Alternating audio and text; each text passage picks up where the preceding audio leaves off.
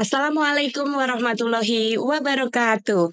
Waalaikumsalam warahmatullahi wabarakatuh. Salam Germas, sehat, bugar, produktif. Semangat pagi Sobat Sehat semuanya. Jumpa dengan saya Fitri, host dalam acara Pintek, bincang tentang kesehatan. Tentunya di studio podcast Dinas Kesehatan Kabupaten Blora. Pada kesempatan kali ini kita akan berbincang-bincang tentang tips agar tetap sehat dan bugar saat berpuasa. Sebagaimana kita ketahui bahwa beberapa hari lagi akan memasuki bulan Ramadan. Itu artinya kaum muslim di seluruh dunia akan melaksanakan ibadah puasa. Alangkah baiknya perlu kita sampaikan kepada sobat sehat semuanya mengenai bagaimana sih tips tetap sehat dan bugar saat berpuasa. Nah, pada kesempatan kali ini sudah ada narasumber kita dari Puskesmas Tunjungan, Kak Farida Rahmawati, Sarjana Gizi. Selamat pagi Kak Ida. Selamat pagi Kak Fitri. Ya, bagaimana kabarnya hari ini? Baik, alhamdulillah. Sehat? Sehat. Ya, kelihatan sekali, sungguh sehat, ceria ya Kak Ida. Ya, sebelum kita kupas tuntas tentang tips menjaga agar kita tetap sehat dan bugar saat berpuasa, silahkan Kak Ida bisa memperkenalkan diri terlebih dahulu. Ya, perkenalkan saya Farida Rahmawati SGZ dari Puskesmas Tunjungan. Nanti kita mau ngobrol-ngobrol gimana sih biar tetap bugar, tetap sehat dikala puasa. Ngaten nggih? Iya. Untuk rumahnya Kak Farida sendiri ini alamatnya mana ini? Kecamatan Blora. Oh iya, berarti asli dari Blora sendiri ya. Blora, Iya, asli Blora. Pantas kelihatan cantik sekali. Orang Blora itu kan terkenal seperti itu. Seperti Mbak Fitri juga. Oh. Iya. Iya, baik, langsung saja ya Kak. Tak terasa kurang beberapa hari lagi kita akan menjalankan ibadah puasa. Tak hanya sekedar menahan lapar dan dahaga, puasa juga diketahui memiliki beragam manfaat bagi kesehatan tubuh kita. Mungkin Kak Ida bisa menjelaskan bagaimana manfaat jika kita berpuasa. Betul sekali. Ketika kita berpuasa, nah sel-sel itu akan melakukan regenerasi atau dia peremajaan. Selain itu juga dia mendetoksifikasi. Jadi dia membuang racun-racun yang tidak berguna secara optimal ketika puasa. Selain itu, dengan puasa juga sistem kekebalan tubuh kita akan meningkat. Karena ternyata dengan puasa, fungsi dari sel-sel getah bening itu meningkat 10 kali lipat. Jadi manfaatnya banyak sekali ya Mbak Fitri. Iya. Jadi banyak sekali puasa itu manfaatnya untuk tubuh kita. Jadi alangkah baiknya mumpung ini besok kan beberapa hari lagi puasa, harus benar-benar memanfaatkan ibadah puasa itu. Biasanya kalau berpuasa kebanyakan itu kan kita lemes ya Kak ya, lemes, kemudian loyo, mager, malas gerak, kurang semangat. Nah, bagaimana untuk mengatur pola hidup kita selama berpuasa agar tubuh itu tetap sehat dan bugar? Nah, biar tetap bugar saat puasa, kita penting untuk menyesuaikan rutinitas kita dan gaya hidup kita supaya tetap sehat, ya. Nah, antara lain dengan cara apa? Kita mengatur waktu sahur.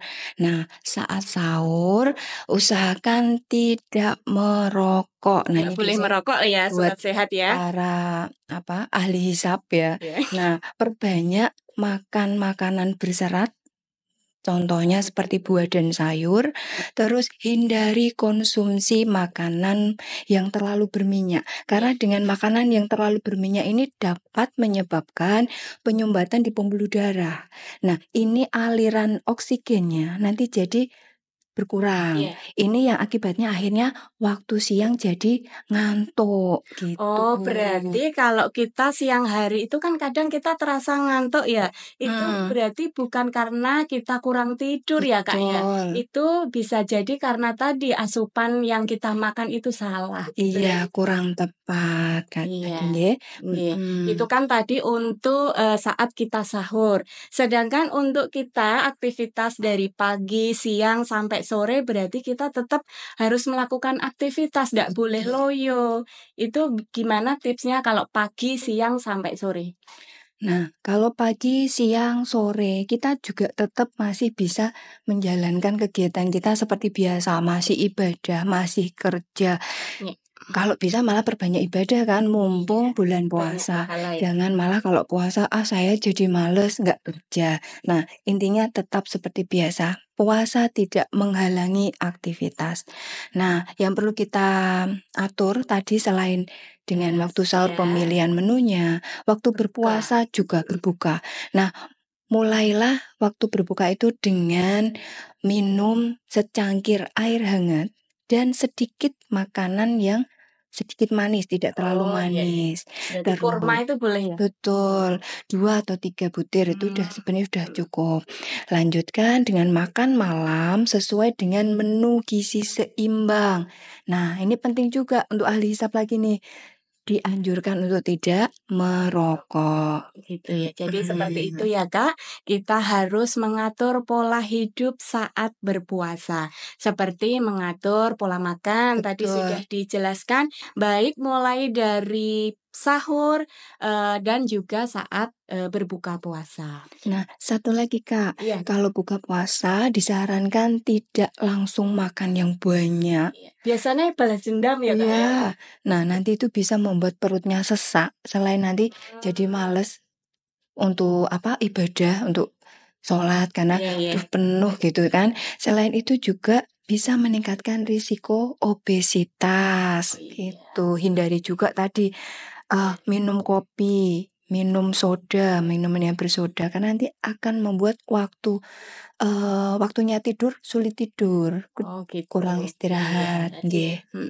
Terus oh iya, saat berpuasa kita juga perlu aktivitas fisik ya. Betul. Nah terus, kalau kita menjalankan aktivitas fisik ini manfaatnya bagaimana? Nah, untuk aktivitas fisik ini manfaatnya adalah untuk menjaga supaya tubuh kita itu lebih berstamina atau daya tahan tubuhnya lebih bagus, rasa percaya dirinya bagus kan. Kalau misalnya rasa percaya diri lebih apa sih namanya? Kalau kita rajin olahraga, tubuhnya lebih enak, lebih pokoknya Bugar. fit gitu. Mengurangi stres, terus juga memperlancar peredaran darah, mencegah penyakit-penyakit kronik lainnya gitu. Jadi penting waktu puasa tetap melakukan aktivitas fisik. Hanya saja yang perlu ditekankan di sini sebaiknya olahraga atau aktivitas fisiknya perkiraan sekitar 30 menit saja dengan intensitas Jadi ringan. harus lebih ringan ya, karena kita Betul. tahu kalau puasa itu kan mesti kadang dahaganya mulai muncul saat kita beraktivitas fisik. Iya. Tetap memperhatikan kondisi tubuh, perhatikan kalau misalnya ada tanda-tanda dehidrasi atau kondisi lelah, kalau memang terlihat atau terasa lelah jangan dipaksakan gitu nggih. Oke, ya. Berarti puasa jangan dijadikan alasan untuk mager atau malas gerak ya, Kak, ya. Betul. Untuk tetap menjaga stamina saat berpuasa tentunya kita juga perlu istirahat ya, Kak, ya. Kita perlu tidur yang cukup agar stamina kita tetap bugar seperti itu. Mungkin Kak Ida bisa menjelaskan bagaimana pola mengatur waktu atau waktu istirahat ini ya, pola tidur selama berpuasa. Betul. Kalau puasa itu biasanya kita kan ada waktu traweh ya. Iya. Setelah itu pagi kita harus sahur. Nah, takutnya nanti kurang istirahat. Nah, ini tips-tips caranya biar kita tidak kekurangan waktu istirahat. Nah, dianjurkan untuk tidur lebih cepat. Kalau misalnya biasanya tidurnya jam Malam ya, 10, soalnya kan suka nah jam malam. 11. Nah, kalau bisa diajukan 1 jam dari waktu tidur biasa. Iya, iya. Nah, terus yang kedua, cobalah dengan power nap. Power nap itu adalah tidur selama perkiraan 20 menit di sela kegiatan waktu siang, misalnya waktu Tidur siang lah ya. Iya, Bu, saya kan kerja misalnya. Kalau kerja kan biasanya ada, kalau lagi tidak puasa kan ada jam istirahat. Iya. Nah, biasanya kita gunakan untuk isoma, untuk makan. Karena kita tidak makan, kita bisa memanfaatkan itu untuk tidur sebentar selama maksimal 20 menit, jangan terlalu Tidak lama. boleh terlalu lama. Betul. Kalau justru tidurnya terlalu nyenyak atau lebih dari 20 menit, justru akan menimbulkan rasa lelah. Makanya kadang kan ada orang yang saya habis tidur siang kok malah badannya capek semua, Itu karena pegel-pegel. tadi waktunya terlalu Iya, lama saat tidur siang. betul, ngoten. Terus apa lagi, Kak? Terus perhatikan juga lingkungannya untuk memastikan kualitas tidur yang bagus. Sebaiknya kondisi kamarnya tidak terang nggih, atau redup. Kalau ndak bisa, wong saya kerja lah, nanti bisa menyiapkan kados masker mata. Penutup mata Betul, itu. penutup mata. Yang penting bisa enak tidur gitu ya. Terus kondisi ruangan kalau bisa yang tidak bising. Monggo nanti dikondisikan kalau di tempat kerja bagaimana baiknya. Terus selain itu juga pola makan itu mempengaruhi juga dengan kualitas tidur. Contohnya, saat berbuka sebaiknya hindari makanan yang tinggi kalori, terlalu pedas, terlalu banyak gula atau terlalu manis, dan juga makanan yang terlalu banyak minyaknya atau bergoreng. Karena apa? Karena nanti akan pencernaan itu perlu usaha ekstra untuk mengolah asupan tersebut sehingga beresiko menjadi gangguan waktu tidur. Nah, jangan lupa untuk cukupi minum air putih. Ya, air putih Betul. ya. Kalau air putih sehari berapa gelas ini? 8 gelas. 8 gelas ya. Betul. Puasa 8 gelas ya. Kayaknya kalau mungkin kita aktivitas sehari-hari ya 8 gelas, mungkin bisa 10 gelas itu kan bisa karena kita beraktivitas setiap hari. Nah, sedangkan kalau puasa ini bagaimana mengatur waktu untuk minum 8 gelas per hari? Bayangkan, coba ceritakan, Kak. Ya, ini contohnya nggih, monggo kalau misalnya kalau ini sudah biasa menerapkan, kan ada yang sudah biasa puasa Senin Kemis, biasanya tetap saya bisa 8 gelas, misalnya langsung 2, monggo. Tetapi ini contoh tipsnya itu biasanya gini, sebelum tidur 1 gelas. Terus bangun tidur waktu sahur bangun, pas itu langsung minum 1 gelas. Terus setelah sahur 1 gelas gitu ya. Terus saat berbuka puasa, nah itu 1 gelas. Terus setelah sholat maghrib 1 gelas.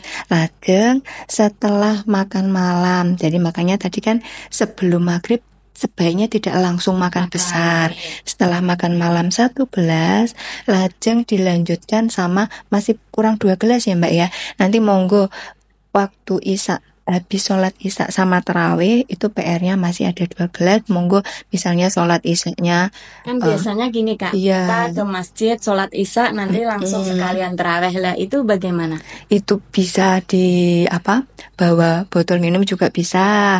Habis sholat isya biasanya kan ada dikir-dikir dulu kan, baru nanti tarawih. Sholatnya sambil bawa bekal air minum. Air minum kan tidak membatalkan Oke, baiklah Kak Ida, perlu kita bahas juga tentang tips tetap sehat dan bugar saat berpuasa untuk kelompok rentan.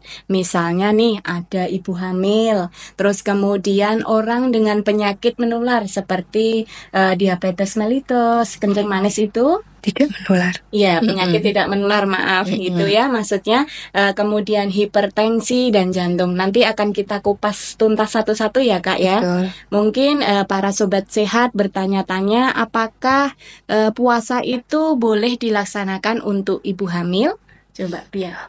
Tetap untuk ibu hamil diperbolehkan ikut puasa, tetapi sebaiknya tetap atas rekomendasi atau sudah konsultasi dengan tenaga kesehatan atau dokter, nggih.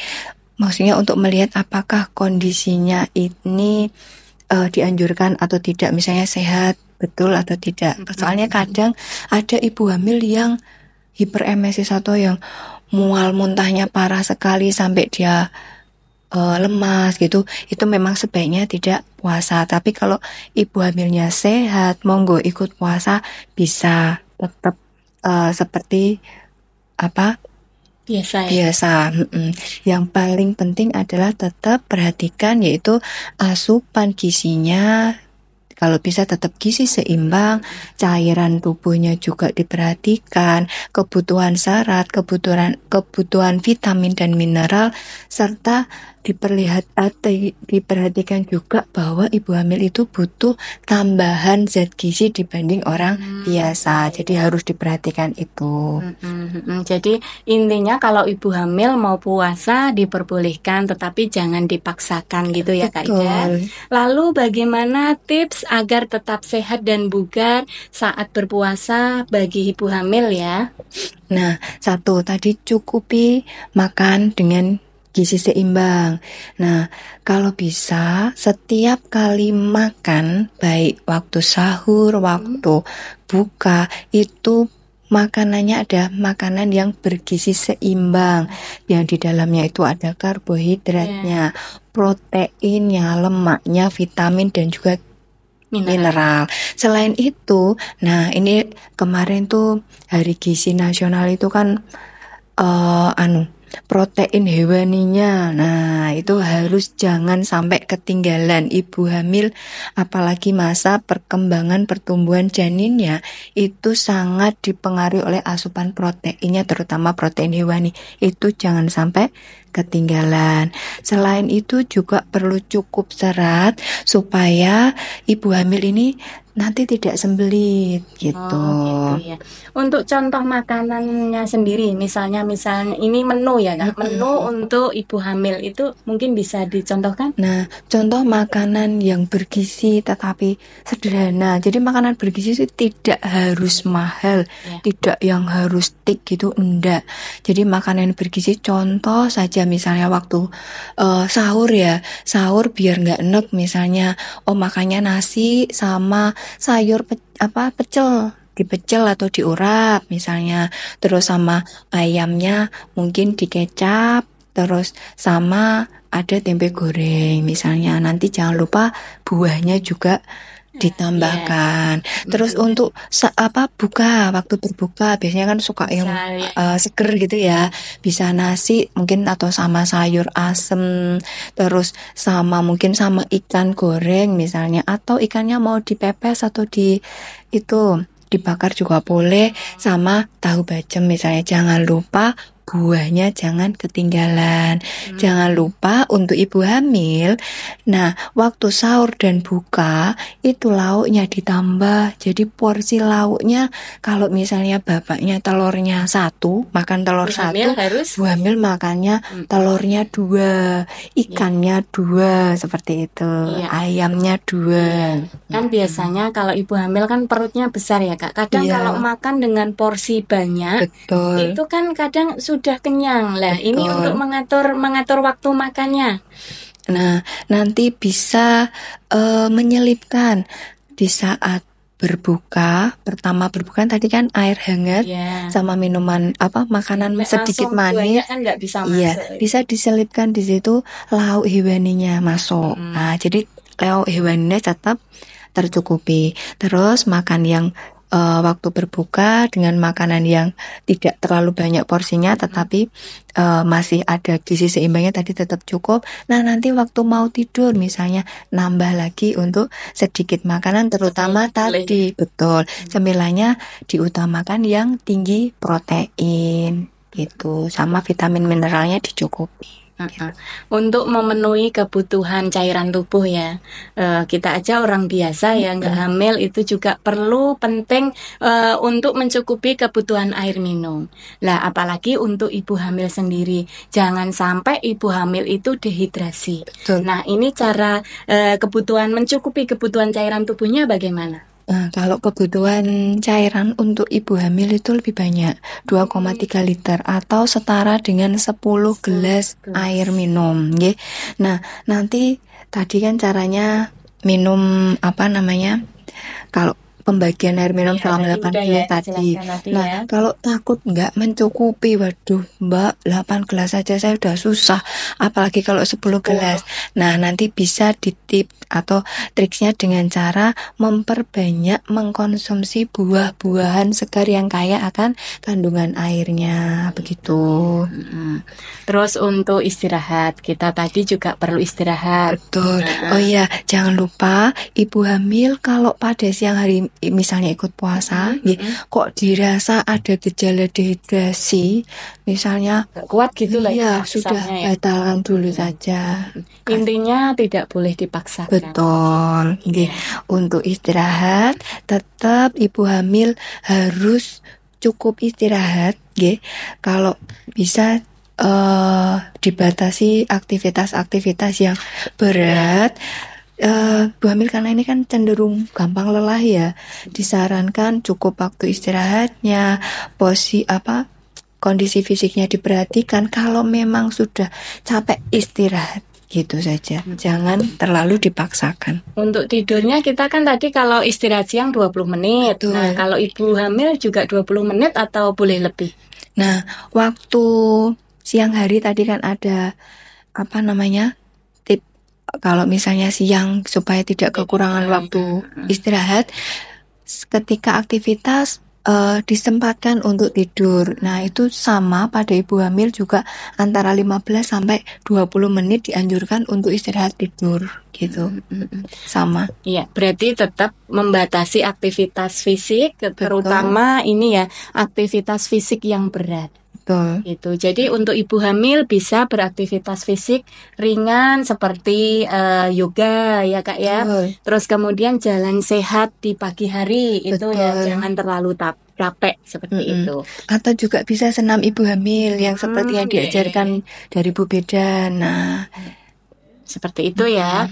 Terus kemudian selain tadi makanan juga ada minuman-minuman yang perlu dihindari untuk ibu hamil? Ada. Nah, untuk ibu hamil sebaiknya menghindari konsumsi kafein yang berlebih karena konsumsi kafein ini beresiko dapat menyebabkan gangguan pencernaan, dehidrasi, juga hipertensi pada kehamilan gitu. Jadi perlu dibatasi. Iya, untuk minuman kafein seperti apa sih Kak yang nggak boleh? Seperti kopi, teh itu juga ada kafeinnya. Terus coklat sama minuman bersoda itu juga ada kafeinnya. Pokoknya kalau misalnya beli minuman kemasan wajib dibaca labelnya. Di sana ada apanya saja. Iya, minuman bersoda. Seperti kadang saya tahu ya, kita lihat ada minuman bersoda, dia mengandung vitamin C. Tapi dia bersoda, itu boleh enggak? Kan ada vitaminnya. Sebaiknya vitamin itu tetap yang paling bagus adalah diperoleh dari makanan utuh. Artinya kalau yang suplemen atau minuman yang mengandung vitamin ini itu kan berupa tambahan bahan kimia aja. Ya, kalau bisa dapat dari makanan segar. Banyak kok buah-buahan yang tinggi akan vitamin C. Contohnya buah jambu, buah jeruk, banyak lagi. Pokoknya buah-buahan lebih dianjurkan adalah makanan yang fresh, makanan betul gitu, makanan utuh. Iya, biasanya mungkin para sobat sehat ya yang kadang kita bosen makan buah secara langsung, bisa buah itu dibuat jus ya. Jus jambu, jus buah-buahan itu juga bisa ya Kak ya. Bisa, tetapi ingat Kak, kalau misalnya buah jus jangan terlalu banyak ditambahkan gula. Oh, gula. Oh iya. Air itu tadi juga bisa mempengaruhi nanti malah kebanyakan minum. Nah, sari-sarinya kurang gitu ya. Iya, terus gula biasanya kalau kita beli jus yang di tempat jual jus itu kan sudah ada gula ditambahkan di situ, nanti di toppingnya dikasih susu kental manis, coklat ataupun apa gitu ya. Yang lebih baik, lebih sehat ya kalau mau buat jus itu kita buat sendiri. Betul. Gitu ya. Terus ini saat berpuasa kita itu kalau siang itu kan dahaga ya.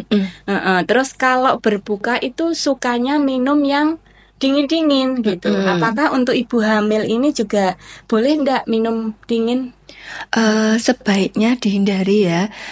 Saat berbuka puasa langsung minum es atau minum minuman yang dingin. Kenapa? Karena minuman yang terlampau dingin ini saat berbuka puasa dikhawatirkan akan justru memicu asam lambung. Ini juga berlaku pada ibu yang tidak hamil juga. Maksudnya sama orang biasa yang tidak hamil, justru dengan minum air es atau air yang terlalu dingin, minuman terlalu dingin akan memicu meningkatnya asam lambung. Nanti malah jadinya rasanya pencernaannya nggak enak, tidak nyaman gitu. Yang disarankan saat berbuka puasa itu justru airnya hangat sama makan buah-buahan segar. Ya. Tadi ibu hamil sudah lengkap sekali ya Kak informasi yang disampaikan. Perlu kita ketahui juga, kita memberikan informasi kepada sobat sehat semua, tip menjalankan ibadah puasa terutama untuk penderita diabetes mellitus. Mungkin secara singkat saja Kak. Ya. Nah, pasien diabetes mellitus tetap bisa ikut berpuasa, tetapi tetap kondisi dengan penyakit, dengan kondisi khusus tetap harus berkonsultasi dulu dengan dokter, tenaga kesehatan. Kalau pada pasien diabetes mellitus biasanya ada yang harus pakai insulin, nggih. Lah, itu perlu dikonsultasikan mengenai dosisnya. Terus kalau yang minum obat juga dosisnya perlu diperbarui atau tidak. Terus atau juga waktunya mungkin diubah seperti itu. Terus sebelum puasa sebaiknya pasien diabetes mellitus harus memeriksakan kesehatannya biar tahu ini cukup sehat atau tidak untuk melakukan ibadah puasa. Selain itu, kalau pada pasien diabetes mellitus waktu periksa kan dicek gula darahnya nggih. Kalau kondisinya glukosanya darah kurang dari 60 mg per desiliter atau melebihi atau meningkat lebih dari 300 mg per desiliter, sebaiknya puasanya dibatalkan. Jadi sering-sering kontrol atau cek gula darahnya pada pasien diabetes mellitus. Terus hindari makanan berbuka yang terlalu manis atau yang mengandung karbohidrat berlebih gitu. Iya. Terus ini sekali lagi ya Kak untuk penyakit ini saya untuk penderita hipertensi juga mungkin tipsnya apa? Sama, tetap harus kontrol ke dokter dan minta rekomendasi apakah diizinkan atau kondisinya memang baik untuk tetap ikut berpuasa atau tidak, nggih. Selanjutnya batasi asupan yang tinggi natrium, perbanyak asupan cairan sama konsumsi sayur dan buah yang cukup. Kenapa? Karena kalau sayur dan buah itu tinggi kalium, baik untuk menetralkan atau menyeimbangkan supaya natrium dalam darah tidak terlalu tinggi, supaya tensinya lebih terkontrol begitu. Ya, oke, baiklah. Sepertinya sudah lengkap sekali ya Kak. Kita bahas tentang tips tetap sehat dan bugar saat berpuasa. Bisa saya simpulkan ya Kak, yang pertama bahwa puasa itu sangat bermanfaat sekali bagi kesehatan tubuh kita. Terutama saat tubuh kita berpuasa itu kita menetralkan racun-racun ya, atau zat-zat yang sudah tidak diperlukan untuk tubuh. Kedua, agar tubuh tetap sehat, bugar, dan produktif selama berpuasa, maka aturlah pola makan dan tetap melakukan aktivitas fisik ringan minimal 30 menit per hari. Kemudian untuk kelompok rentan seperti ibu hamil, orang dengan penyakit hipertensi, diabetes mellitus tetap bisa berpuasa dengan tetap memperhatikan pola hidup yang sehat. Nah, kita dari Puskesmas Tunjungan juga mengingatkan kepada sobat sehat semua bahwasanya ini masih berjalan Supin Polio putaran kedua.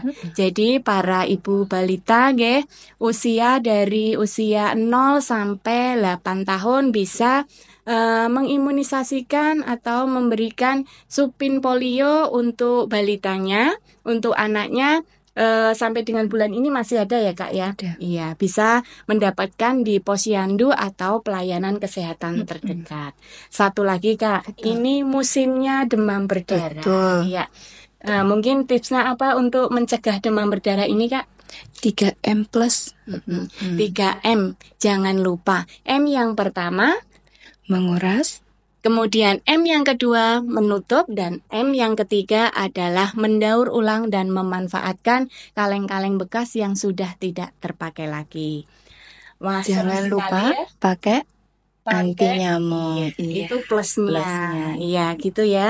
Seru sekali ya Kak bincang Ya. kita pada kali ini. Kita ini sudah waktunya undur diri ya. Mungkin sebelum kita akhiri, Kak Ida bisa memberikan closing statement untuk acara hari ini.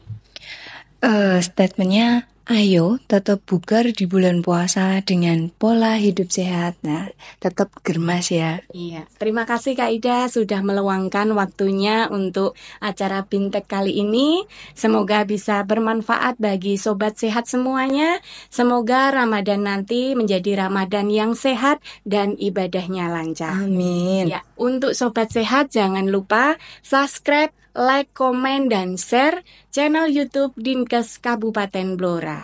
Kami mohon undur diri, sampai berjumpa lagi di lain kesempatan. Terima kasih, billahi taufik wal hidayah. Wassalamualaikum warahmatullahi wabarakatuh.